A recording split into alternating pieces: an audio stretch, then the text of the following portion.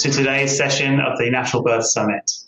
Today, we're going to be talking about recording your birth. And for this session, we have Kirstie Perez. And welcome, Kirstie. Kirstie has been since 2013 capturing amazing imagery of birth. Kirstie's also a doula, and her passion is empowering women with the knowledge and confidence to be able to make their own decisions and to feel the strength to be able to assert for themselves in all times in the birth process. Kirstie, tell me a little about the journey you've been on through the photography and being a doula. Well, first off, thank you for having me. I really appreciate your time and this platform to reach whoever this is supposed to resonate with. I'm sure it'll reach whoever it's supposed to. So just thank you for your time and for asking me to speak today. To answer your question, birth kind of fell into my lap. I was simply asked by a client in 2013 if I would photograph her birth. And at the time, I had never done anything. And where I'm from, it was, we'll just say taboo was the nicest word we could have for it. So it was taboo. And I just said yes. So I immediately fell in love with it. And at the time, I actually didn't want children. So I was in it solely for women. Babies were just a beautiful perk because they're beautiful souls. But the entire journey that started was women focused for me. So after my first birth, I just kind of got the hang of it and I fell in love with it. And seeing the internal process of the birth world, just kind of like everybody else, I had really only seen, if you don't have sisters or moms or that kind of woman tribe around you that so many people are fortunate to have, you get to see birth on like a sitcom where people are just kind of like having birth and then boom, baby's there. So you really don't know what happens. So when I was in that world, that first birth, it was just kind of like the stars aligned. I don't know how else to say it. It was just kind of meant to be. And I just kind of haven't stopped since. And it went from birth photography to sharing it online, which 10 years ago, it was deemed, unfortunately, pornography. And so women couldn't even see any type of representation of themselves other than maybe a science book. We've come a long way for this to be online and accessible for women to even have any slight representation of themselves. So that's how it turned into the advocacy, because you're starting to see how the pictures highlighted it, but then they also exposed a lot of what these women go through that we just simply don't talk about. And that's kind of where it turned into the doula work. And COVID kind of forced that doula part of me because you had to be certified to be in the rooms in the United States. So it just kind of went from there, and that's where we are now. And so now I do both. They call it a doula-tog, half doula, half photographer. So doula-tog, that's a new one to me. Okay. Well, I don't know if it's a real word, but like it's kind of like one of those words you just kind of mash it together. That's fine. That's all right. The language is always evolving. It's fine. Right. Fantastic. Thank you for that. So can we start by talking about why is it that women and their families, why do they want to record their births? What are their objectives? I will preface most of the questions like this for everyone is they have their own ideology about how they want their births to go. So there's a plethora of reasons why women want to record. The main one is obviously to document, right? We're always documenting, having our phones in our hand. We see images every day. We're never really not documenting whether we're consuming it with our eyes or taking it with our hands. So the thing with the birth world is that it can be such a transformative space, and it can either be transformative, whether it could be traumatic or it can be fast.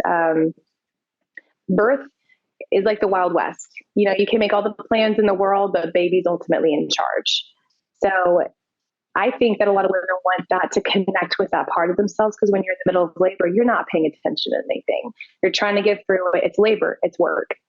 So the photography, I really have noticed, especially over the last few years, women are starting to understand that it's not just for like a shock factor or to be dramatic about it. It's quite literally a transformative part in a woman's life where she can look through it through another lens to connect to it emotionally, because we are being taken care of medically to some degrees. Some care is better than most, but there's really not an emotional aspect to help women process the literal trauma that her and her baby or babies go through. It's kind of like, okay, we're so glad you're here. You both made it, go home. To me, that's just not really logical long term. So, and when you go through something like that, you're just kind of like a number in the pipeline because there's 10 other women behind you giving birth in the other suites. So you can kind of feel dismissed. And I think that these photos help put the pieces together for whoever is giving birth to understand what not only happened, but also to be kind of present with it, because you're in it when you're giving birth, but you're not paying attention. So you don't know how powerful you look. You just feel pain, or you feel, some people feel euphoria. So the spectrum is vast on why people record, but the main reason is, I think, for connection, to try to understand what happened after the fact, because it can be it's so unpredictable. So I really like, yeah. Sorry, I really like what you said about women don't realize how powerful they look in labor and birth. Right. Because they're in it and they're doing the work. And that's really resonates with a lot of things that we hear. Can you tell me about video versus still photograph images? What would you say about how those help, or how someone should prioritize whether they want still images or video? So that is another question that I was going to say is more like subjective to the person. So it really depends on what the person wants. Video, you're just going to get, I mean, my personal opinion with just movies in general, somebody can be just as moved by a little piece of cinema as one photo. So it could have the same effect on the person. It just depends on what that person wants. I will say the video, I think, is a little bit obviously more interactive, because you remember going through the movements, and then if you're being recorded going through the movements, you can kind of make that connection again in a more physical way. So seeing something with your eyes visually, I think it has the same effect. It really just depends on what the client wants. Some people know exactly that they want photography or videography, and some people want both. So it just depends on what the client wants. Personally, I don't think one is necessarily better than the other. I think because they're both documenting, it's kind of like, you're on the same highway with different cars. It's the same event that's being recorded. It's just a different viewpoint or a vantage point. Yes. Okay. Fantastic. Thank you.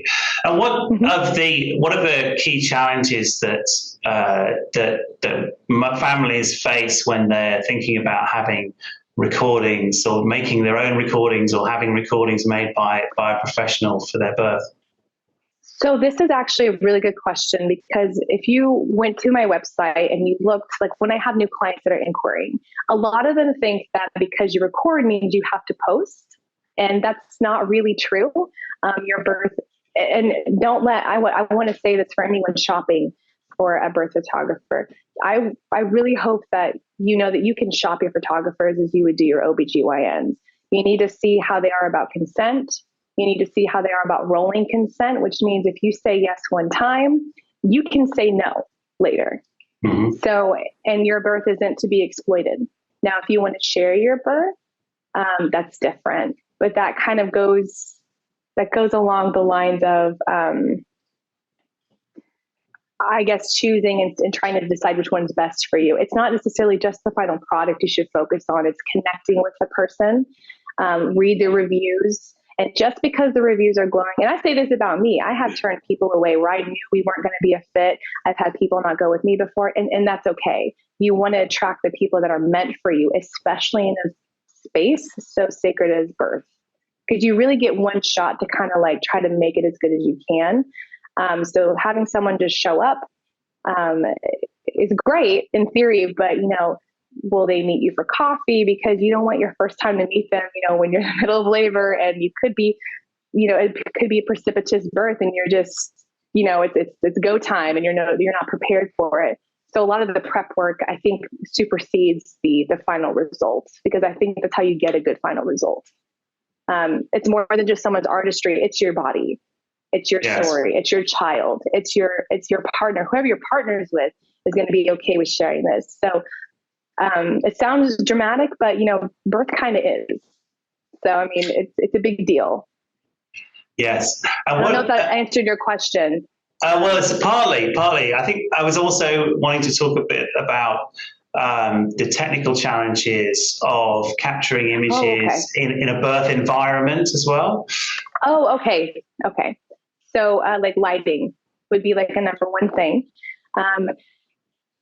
At the end of the day, we're still mammals. So like we give typically birth at night. Statistically, birth happens at night. Kind of like when you went to bed, you had like a cat and all of a sudden you woke up and there was a litter of kittens under your bed. A lot of birth happens in the dark because our bodies settle down, melatonin sets in, you're calm. So people think that it's just going to happen in the middle of the day. Statistically speaking, it happens when the sun goes down, usually, not always. And so getting good lighting is good. Having backup batteries is a must. I don't care how good your battery is. A lot of things can pull energy from your battery, and there could be interference with other technical, especially in a hospital with all the, what's it called? All the frequencies going on. Like all the electrical systems. Yes, it could really, and it hasn't happened to me before, but I have heard it happen before. And I would advise getting a backup camera. So just kind of like covering your bases, because the last thing you want to have is you're in the middle of a birth and your camera dies and you've got a fleeting moment right in front of you when you could just have something right next to you just in case. So the lighting for sure is the number one thing. And if the lighting's not good, then getting an external flash to put on top of whatever camera you're using. And even if it's a phone, you can buy a ring light and have that lighting on there. So they have the little attachable ring lights that are actually pretty bright. So the lighting would be the number one thing for sure. And can you go into a bit more depth there about how you get the lighting required for good images without being intrusive to the mother? So the job of the observer, so the photographer, whether it's a photographer or a videographer, your job, if you're not a doula, like if you're just doing the photography aspect, your job is to be a fly on the wall. So you don't really my job is to not interact or manipulate the birth in any way, shape, or form. It's to just be a fly on the wall. So you kind of have to, I would think that the hard stuff that come with that is the emotional aspect. The first couple of births I did, I was sobbing in the background. Like it was highly charged and emotional. Luckily, I wasn't like recording anything on the phone, but like my hands were shaky because I was so emotional about it. So the emotional aspect, to keep it in check, that definitely affects your focus. So I would just kind of pre-warn people to be like, it's okay if you get emotional about it, but just remember to focus on what you're doing, because you don't get that moment back. It's not like a wedding where you can go find, grandma to get that photo again. Like, well, we'll just go find her. We'll do it later. You literally have one shot. That's an interesting focus. Yeah, I understand. And that's an interesting, makes it particularly challenging to record a birth in which you're a stakeholder, so a partner or a parent or a sibling recording the birth. For that detachment is impossible, isn't it? That is the word. And it really is. And you don't know how you're going to react. People talk a lot about fight or flight situations, and you wouldn't think about fight or flight in a birth, but really when you see someone born, if you've never seen that before, you really don't know how you're going to act. I mean, you just don't. And some people, and it's never going to be like anything violent or anything like that, but it's just like the emotional reactivity. It's natural. You're in the presence of something very beautiful. So you kind of have to like rein it in and not interfere, because it's that little moment that you can accidentally take away the focus by making it about you, by simply expressing yourself. So it really is a level of professionalism that it's kind of tricky, and I'm used to it now, but there are still some births that get me, and I'm just like in the corner, like covering my mouth, just because it's so raw and so emotional, so beautiful. And it's just letting them have their moment. Not interjecting, not saying anything. And another thing too, in a hospital, people don't think about this, but when babies are born, they exclaim, "Oh, it's a girl." Like, some moms they made that baby. They want, especially the ones that don't want to know the gender, they should be able to see what the gender of the baby is so that they can have that moment. And you wouldn't even think about taking that moment from someone by simply exclaiming something like that. So it's those little things that give the mom so much more power, because she's powerless at that point. She's at the mercy of her body and the room around her. Her being able to know the sex of her baby, or at least not even, they can know it, but like, let her see it. Let her find out her baby. Because then, like I said, like the mammal part of us, where we're still very much primal, and we get in that state, those are such important cues to have that are beyond it. It's all encompassing. It's really beautiful. I know that it sounds dramatic, but it does make the shot, because if you're intervening with that, then it takes away from the organic moment that mom is either paying you for or counting on you to capture for her. So it's a very selfless, it's a high risk, high reward environment, but it requires complete selflessness for it to go accordingly, for it to go for the best way for mom. That's really, I hope that makes sense. No, that really does make sense. That's really helpful. Fantastic. Could we talk now about specifically about having or recording and having a professional come with you into a hospital? You mentioned challenges around when in the COVID period about being allowed into hospital. If you could expand on that, that would be great.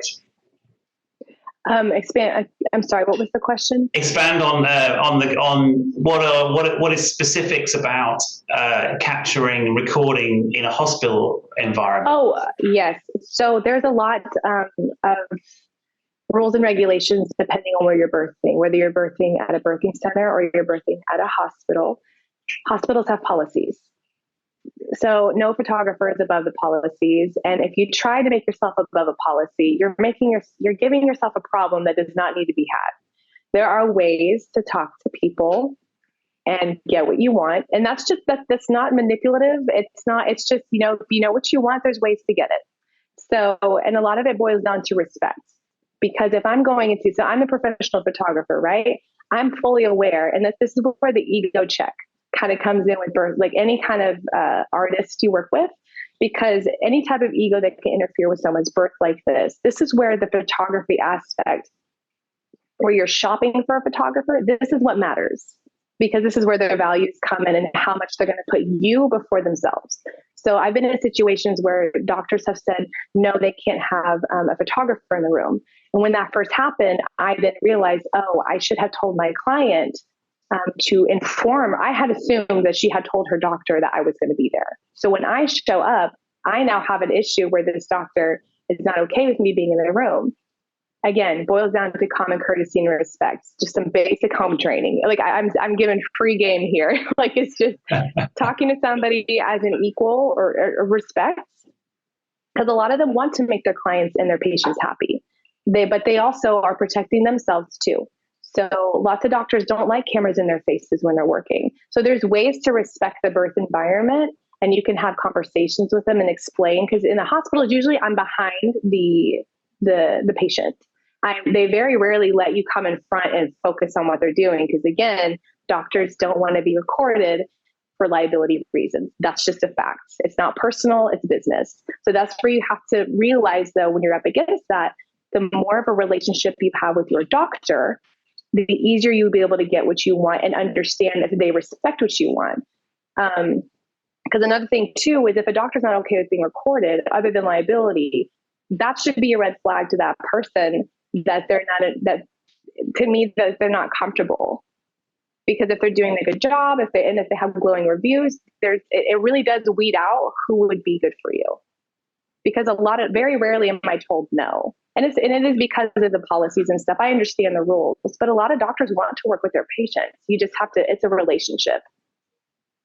So okay.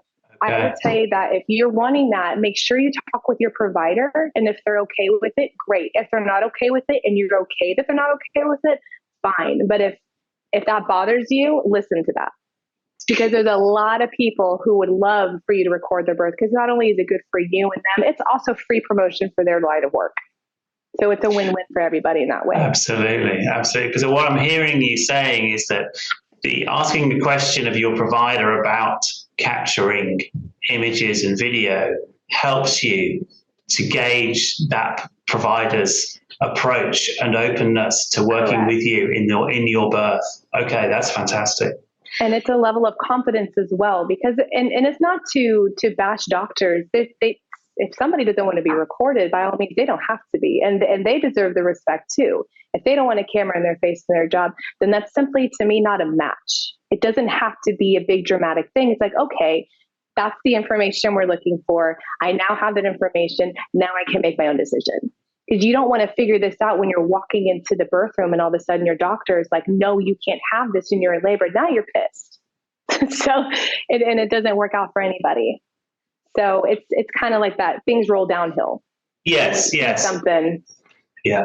So it's adding that to the list of things to get clear on before you walk in labor, because if your choices aren't allowed and you find that out in labor, right, that makes things more difficult. And it does. And it not only stresses out the mom, it stresses out the partner, it stresses out whoever's involved. And it's just not necessary. But a lot of times people aren't aware that they can just say no. Like they can go find somewhere else. It's not always ideal. It's annoying to find a new provider. I understand. I switched mine at 30 weeks and that was not a part of the plan, but I did it. And it's because I had information. Women shared their stories with me. I didn't know that I could say no because I was only doing the birth side. I didn't have a child yet. So I didn't understand the relationship aspect with OBGYNs. I thought that what they said was law. So I was very unaware, even being in the birth world and knowing as much as I did, I really realized that I really didn't know much. So I learned a lot with that. And so that change you made at 30 weeks, change of provider, that was that turned out well. That was a good decision. It did turn out well. It turned out well for my level of comfort. I had some issues in pregnancy that could be arguably disputed as neglectful. So I just didn't have the patience or the want to fight this provider when I could simply just walk away because I'm in charge. And so that's the confidence that comes from that. And that's what women need. Because if there's no partner in the room and we're very vulnerable during this time, we can be easily manipulated. It's just that true. We are growing a person. So if you don't have an advocate or a doula or your partner, has to work, knowing these things that you can just say no, that is worth its weight in gold. And that also helps with the birth imagery, because if you're not comfortable with your provider, you are not comfortable in these photos. And birth is already uncomfortable enough. So you don't need to add any more pressure to that. Yeah, that's great. Thank you. Tell me a bit about, in terms of the home birth environment, what are the things that mothers and families should think about when they're thinking about recording at home? So again, the number one thing I'm always going to say is lighting. Especially with low light situations. You could get a low light camera and a regular camera, and a quick Google search will help you decipher what's the difference. Clear spaces. So if you have a small space, I've had clients deliver in apartments. They had very small spaces, and they had a birth pool right in the middle, of their living space. So what I would say for the aesthetic look that I know a lot of women want, just clean. You don't have to clean your whole house for this. Just clean that one area that you know is going to be photographed. That will give you the cleanliness in the background and the less cluttered look that I know a lot of women would like to have for the aesthetically pleasing photos. So just kind of almost like nesting, which, usually women are all nesting. So the area that they're giving birth is very clean, but considered clutter. So like dirty clothes in the corner, which we all have dirty clothes, like it's life. But I'm just saying, like, just the aspect of that, just kind of moving and making way for that space is right below lighting, for sure. Yeah. Okay. And how does having a birth pool affect the recording of a birth? It makes it magic. I don't care what anybody says. It just does. There's something about birth pools and how they can just kind of pop up anywhere. It doesn't have, because birth centers are beautiful too, but you're stationed to a spot, right? So birth pools, they're a little bit more fluid. So I've had people use birth pools outside. I've had them use them inside, on patio decks. I mean, just to get that aesthetically pleasing look that they want. I don't think it affects the photography in a negative way at all. If anything, they're usually really colorful, so they add a pop of color to the photos too, which is always like a statement piece in the middle of the photo. It really looks pretty. Okay, fantastic. What could you share in terms of things that families, mothers have asked for that you've wanted to ask them to reconsider when they're thinking about recording births? I don't think there's anything I've ever said for them to reconsider. The only thing that, and again, it goes back to the external factors. So if I'm a doula, let's say I'm a doula, because if I'm just a photographer, I'm not giving any advice like that because that's not what I'm hired for. So there are boundaries that I have to respect. Despite my wants to go in there and help them, sometimes people don't need my help. So I'm just there to observe. So what I would say is it would go back to the provider aspect, because again, if they're not comfortable back there, then when I'm coming to document, we're dealing with the energy from that. So whether it's contention or racism, or it can go. The spectrum is broad. So I would just say it's not really the birth that's the moment. It's everything kind of going up to it to get that birth as easily as possible and as beautiful as possible. So if anything, reconsidering it would just be, if you're uncomfortable, don't ignore that. Right. That's everything. Yeah. We can make a spot pretty with pretty birth pools like that. That's easy. That's easy to fix. What's not easy to fix is a connection with somebody that you're not connecting with. So that's really powerful. For the photos. Yeah. So you've talked about the connection with the photographer, the connection with the provider. So really, from your perspective, it's the connection and the creation of great connection that makes everything go better, but also the outcomes of the recording go better. Absolutely. It's a well-oiled machine. If one piece is not working, that's kind of like where the whole thing with the doula aspect, where it's like the cascade effect of a cesarean, how it starts statistically, like with high levels of Pitocin, interventions, like I said, I did say this earlier, but most interventions roll downhill, as in like, you don't usually just get one. So it's usually like one thing is doing this. Well, the side effects are doing this. And now we've got to combat these side effects. So you've got this whole issue here, or this whole scenario where it probably didn't have to happen a certain way, but if you just had the information, or just knew that if you feel off, it's very important to follow that. Yeah, because the images that you want rely on how you feel. Absolutely. Thank you. Now tell us a bit more about the work you do as a doula and how that relates to the work you do as a photographer.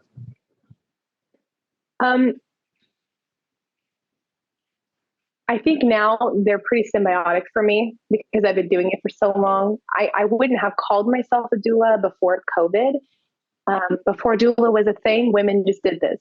It was in the villages, our ancestors, we didn't need certifications. We just kind of, which I understand now, obviously there's medical things that are important, but to be emotionally supportive, that's a natural thing for people to do for one another if they allow themselves to. So it ties in with the photography, because when I was doing photography first, usually I was the only one in the room with my client and her partner. Right. So when there was no doula, and because I had the knowledge that I had, my decision to extend compassion was a natural one. If someone's in front of me and they're hurting and pain, I'm not just going to ignore them. So being behind the camera allowed me access into that space, and where I'm supposed to be a fly on the wall, she's now asking me for support because she needs it. And so I had the choice to be like, okay or no. So I'm not going to tell my moms no. That's the thing. Like, I'm just not going to tell them no. Whatever they want, they're going to get. So it was a natural process. I think that, like I said, symbiotic, kind of like if you're there for a friend at a birthday party, you take out your phone and you take a photo, you're a photographer right there. So it's just a matter of metrics, is the professionalism. So yeah. It's really, really just being present with another person and holding space for their experience. And that's really all encompassing with photography. I'm collecting it with a camera, but my emotions as a doula are there supporting her and her needs and the support of her family. Sometimes dad is, having a hard time, or, mom's having a hard time. I have families that come from countless different backgrounds and relationship connections. It's all beautifully complex. So, but it all ties together. And I know that these are very broad answers to your questions, but I promise you they make or break the difference in the recording process and the final product. I think those are really great insights that can help. There's a lot of nuance in birth. It's not just pathology. Like we are not numbers on a piece of paper. And these real life women go home with these real life babies to their real life families from this real life trauma. So, and the trauma doesn't always have to be, dramatic. It can just be, you gave birth to somebody. So it's a lot. And so when you're recording that and having the doula aspect, it's kind of natural to just kind of be there for somebody. Now, if I'm being hired as a doula, I do more of the doula work, and then I do the photography almost second. Okay. So there's kind of like, you have to gauge each client, and each client's different. And then sometimes clients change their mind. All of a sudden they'll want birth photography instead of videography. So it's just, women are just as beautifully complex as birth is, and they can be. So that's really what it boils down to. Yeah, fantastic. I think I imagine with the doula work, you get to know the women better before the birth event. And so that's helpful for both of you, isn't it? Yes. So the doula aspect, I will say, is way more, first of all, birth is intimate. Even when you're with a camera, you're photographing in an area that's very private. And that's just an area of life. Birth is very private. But that's almost an eagle eye view. It has a measured distance to where I'm not emotionally involved. It doesn't mean that I'm cold. It's just, they didn't ask me to help them here. So when I'm hired as a doula, that's whenever I'm invited into that space. I'm not entitled to that space. So whether this family, I have some families that are all encompassing, I talk to them nonstop throughout their pregnancy, and I have regulars that I'll just see them a couple times during their pregnancy and they've got it and they're fine. So it's a lot of personalities too. But on the doula aspect, you're going in the home, you're going there when mom's home after the baby's born. You're seeing a family in their most raw state. Everything has changed. Energy levels are all over the place. So you kind of come in and your job is to be a balm. Not a bomb as in BOMB, BALM. You're trying to help soothe the situation, a balming, a calming presence to help this family just kind of transition. That's really it is. It's a transitional phase. And we're trying to make it as smooth as possible. That's the job. That's fantastic. I think that the way that you talk about boundaries and how sensitively tuned in you are to how that helps the mother in her time of great effort and need. Right. That's fantastic.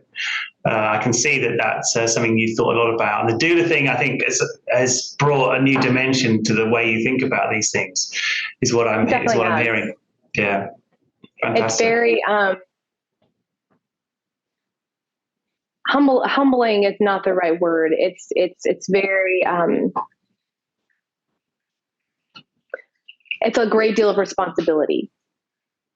And so when you look at it through that lens, it's not a job, because these are real people, and the ramifications of people being dismissed and unheard have farther consequences than just being present for someone and just holding that space for them, whether it's with a camera where they could look at it through photos years down in, or some of them just hire me as a doula. Some of them don't. A lot of women don't want their births photographed, and that's okay, but they still want that support.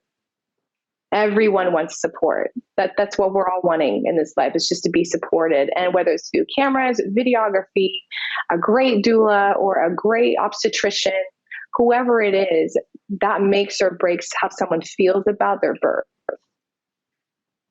And that's ultimately why we're all here, is to help give options and just, extend this this knowledge base for women, because, half the population is doing this every second of every day. So it's not something that, we occasionally go through. As a collective, we're all a part of this. Agreed. I really love the way you talk about serving women, and that's the sense I get. You say it's not a job. You're talking about, it's almost a duty. Duty's the wrong word, but it's service, isn't it? It is. It's anything service oriented with women, like that. That genuinely, it always has been. Whether it was helping friends growing up, or being the eldest daughter in a family, you name it. Like, it's just kind of, like I said, I think that's more of a personality thing, which is why you should shop your photographers. If you're not doing it yourself, that's part of hiring someone. You're hiring a personality, whether you know it or not. And you don't think it's a big deal, but it's okay. And again, it's okay if you're not a match. Adults are capable of being disappointed. If it's not a match, it's okay. But a lot of women don't know that it's okay. And here in this United States, if you go against certain ideologies in the medical field, you got to kind of use some finesse to get what you want, and to kind of just connect with doctors, because even doctors, they're not all villains either. They're taught a certain way as well. There's just a certain level of disconnect that isn't necessary, and it causes a lot of this disconnection with how women process their birth. So that's where photos come in and can kind of link that to them. It's almost like a gift, because when you're in it, your eyes are closed, you're focused, it's labor, it's work. I've been at births that were 30 hours long. Like, it just depends on the birth and the woman. So it's, and then also with our counterparts too, like in the United States, women like me, women of color, we have some serious issues with how we do our maternal health care. And women of color, unfortunately, the odds are 4 times stacked against us, to where we don't make it home a lot of the time. And sometimes that could have just come from an advocate. And if you can't afford a doula, having a bestie that is obsessed with like getting information and helping you out, or even your partner, is the best thing that you can do. And also doing your own photography at your own births, whether it's a home birth or a water birth. You can you have the ability to get this information. You just have to seek it out. So I wish that this was readily available. And I guess that's why we're doing this, so that we can make it for them. But this is a really good thing for them to understand, that they can say no, and they can make different choices. Right. Absolutely. That better suit them. Absolutely. That's fantastic. Okay. I'd like to hear about a birth at which you were recording that is particularly memorable to you, for any reason you choose. If you'd like to share, obviously discreetly, a particular birth story. Okay, I think one of my most favorite ones is my client had, she actually now, I think she has about 10 children now. And the way that she had a tribe, she had a village, right? So it was one of those births where despite what society says a family should look like, this was one of those ones. And I'm very grateful. I sent very clear intentions to attract the kind of clientele that I need, and the kind of clientele that need me. I don't just take anybody and everybody. And it's not a snob thing. It's just like, I want them to have the best. And if I'm not a fit, it's all right. And I can help them find somebody else who would work better for them. I want them to have that. But I know enough, and have to be responsible enough for the knowledge I know, that if I know we're not going to be a match for whatever reason, it's my responsibility to help them go to a different way. And you can handle rejection without it being hurtful. It can just be like, hey, this is where we should go. And I think you would actually click better with this person. So I say that because at this birth, that's how I found her. And she was one of my first clients to have multiples. I have one that has 10 kids and one that she's about to have 7. She's due in a few weeks. And it's just the way that these women have give birth. First of all, they're both in birth pools. So I'm convinced that just the buoyancy takes so much weight off of our bodies. So buoyancy in general, to have contractions where you're kind of a little bit weightless, that's going to make any mom feel happy. And so she was able to give birth in her home, and her kids came home from school. And the kids, they didn't shelter the kids away from at either one of these births. The kids were not only involved, but they knew what to do. They knew what a placenta was. Some of them were grossed out and screamed out because it is an organ. Like, let's be real, it can be kind of scary. But kids had such a want to learn where their new sibling came from, and their parents this is kind of the empowerment part. They just really let their kids in on what was going on. There wasn't the whole, twilight birth situation where they're just knocking us out and we wake up with the baby having no idea what happened to us. Right. So I liked that that engagement with the whole family. Right. They didn't make it pretty. They didn't make their mother strong in a way that didn't make her strong. Like, she was strong in what she did, and they just let her as raw as she was. I mean, literally, she gave birth and they came home. So we were still cleaning up. The cord hadn't been cut yet. It was like right on time. And I had never seen that. I had seen that in a hospital, but to be in someone's home, that was a really life-changing moment, because that also helped me see how kids, we really don't give them enough credit. Not only are they intelligent and incredibly intuitive, their eagerness to either help or learn, that right there is worth its weight in gold. That's a little generation that's gonna, if they're ever around birth or women, they just know the sensitivity that comes with it, just exposure. And it doesn't have to be inappropriate or anything like that, whatever that means in birth. But I mean, like, inappropriate as in they're not allowed in here if they want to be. Now, a mom can say no, but this particular birth scene with these two families, their kids are always involved, and it's not a thing to them. They're literally just embracing a new family member, and they all they want to help. So it kind of just goes to show that it doesn't have to be so dramatic. A lot of it's natural. There's a lot of interventions that prevent this connection because we're trying to control so many factors, which understandably things can happen. But those births are always the coolest because there's so much going on and it's fluid. It's not chaos. Right. It's really cool to see. And you can see them there's tons of talented birth photographers. If you look at their content with that, whenever they see undisturbed, is what they call it, undisturbed births, where moms take their babies and they're not taken from them, like just give it a minute. Like it's okay. Like let them have that skin to skin, because what they're doing is when you separate baby that way, that skin to skin helps regulate blood temperature, blood heart rate. Like there's a system here that works. And so the kids know not to intervene with it. If anything, they aid it. So that was really cool to see, because you don't see that in hospitals. Kids, they can't do that. So absolutely. Yeah, that's beautiful. That is really beautiful. Fantastic. Yeah, it's pretty powerful. Yeah, absolutely. That's great. We're going to start wrapping up here. And what I wanted to do was ask you about things that people can do next if they'd like to know more about you, and the things that the energy you have around this area. So what's the best thing for people to do if they'd like to know more? So if you want to learn more about what I offer as services, you can go to my website at kpphotoinc.com, kpphotoinc.com. And but my Instagram is the same handle, so KPP Photo Inc. And you can actually see a lot more. I post a lot more educational pieces on my Instagram.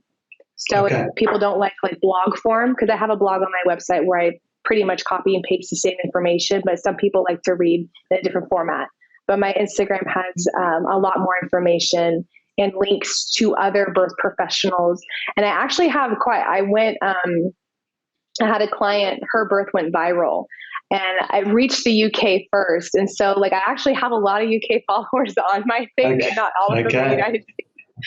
So there's resources there too for people who are looking for birth professionals in their area. I know people in Australia, there's a huge network of us that are everywhere. So the Instagram would be the easiest way. Okay, fantastic. Thanks, Kirstie. Okay, this has been really, really great to talk to you. I could we could keep talking all day about this, and I'm just fascinated about the things you said about serving women, about that fine-tuned thinking about whether you're comfortable, uncomfortable, and what the boundaries are between the mother and the partner and doula and photographer, the people in the room, the participants, all there to serve the woman. Because it affects everybody. Everybody's a player. Yeah. And by the way, the role of the doula, just to reiterate, because this is the common question that I get, and forgive me if I'm taking up too much time, but I think this is important. If you have a doula, it does not cancel out your birth partner. So a lot of people think, and especially men, I actually prefer when my clients bring specifically men to, if they're with a man and they bring them to the consult, I really want to give them a shot to connect to, because at the end of the day, that's their partner and their baby. So their job is to protect their partner. I don't want to be meeting them as if they're just hiring me as a photographer. I should not be meeting them for the first time when it's go time and we're pushing. Because they're looking at me like, who's the person with the camera pointed at my baby? So, and it gives them an opportunity to be hands-on and to learn. My job is to help their situation, not take over and control it. So if dad or, mom or who, and some people don't have romantic partners. Some people have family members that are there with them. So whoever is the person's support partner, my job is not to cancel them out or rob them of their job to help. It's to help them out. So if you have a doula, it doesn't necessarily mean that, I don't have to do anything. No, we really encourage everyone to participate. That way she feels fully supported, because when I leave, I want the energy to still stay there with them. And if dad just has questions and he doesn't know, because there was a time where you all just sat out in the waiting room and had a sandwich. You know what I mean? So there's a lot more, and that robbed you guys of being connected to your birth, because it's also yours. And it is her body and all that stuff, but it's also your baby. And if you could be involved in that, that's better than a doula. That's what the doula is for, is to help with that. Yeah, so hiring professionals, whether it's for photography or for doula help, those things are not substitutes for engagement of the wider family, and that's partner, children, parents, siblings, friends, besties, as you were saying. Right. These are not substitutes. It's not or. It is very much. It is. That's a really good way to put it. It's an and. Right. And if for whatever reason the woman is in a situation, or whoever is giving birth is in a situation to where it's not always medical. Sometimes there's things happening at home where they don't feel supported. Then that's where the doula can come in. But guys, we want men to understand, especially that they're an integral part, and if they can tap into their empathy and learn, that's magic in itself. And the doula's role, like my job isn't to come over and take over, like if we're in a position where mom is stuck and she needs like hip squeezes, I will literally tell the birth partner to come over and I will show them how to do it so that they can connect and have that moment. It's not about me. It's not about the doula. Right. So that's where the fly on the wall, you have to be highly adaptable. So that's a big thing to it, but it's not a substitute. That's the biggest thing I wanted to say. Right. I mean, as you say, particularly because at some point the professional leaves the room and the family are a unit, and we're talking about the best start in life for a new baby and for the parents. Yeah, we're trying to leave the energy uplifting, not awkward when we leave. Right. Because then nobody wins. Right. We want mom to be happy and baby to be happy, and ultimately, trickle down effects, keep the matriarch happy. Because she's the one who nourishes it all. So it's really powerful. Absolutely. Thank you so much. Kirstie, thank you so much for this. It's been wonderful and really useful, I think. And we will wrap it up here. But you've been absolutely amazing. Thank you. Yeah, thank you, Kirstie. Take care. Bye. Bye now.